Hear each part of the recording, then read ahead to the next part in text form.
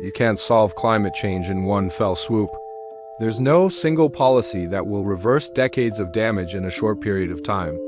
But here's why small steps matter more than giant leaps. It's easier to take small steps. A big project seems overwhelming, so we procrastinate until we feel inspired to take action. But small actions are easy to take.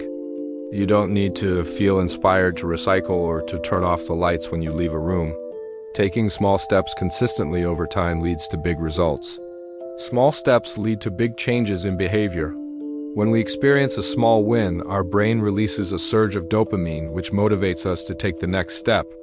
It's the same as when you're replaying a video game and you level up after defeating an enemy. In the game, you gain experience points and you also get rewarded with in-game currency. And as you play, you keep experiencing small wins, which motivates you to keep playing. In the same way, when we experience small wins consistently, it motivates us to keep taking action. Small steps are easier to sustain.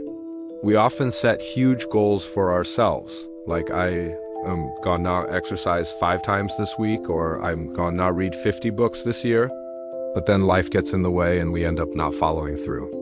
Studies show that the key to success is to set small goals that are just beyond your current level of ability.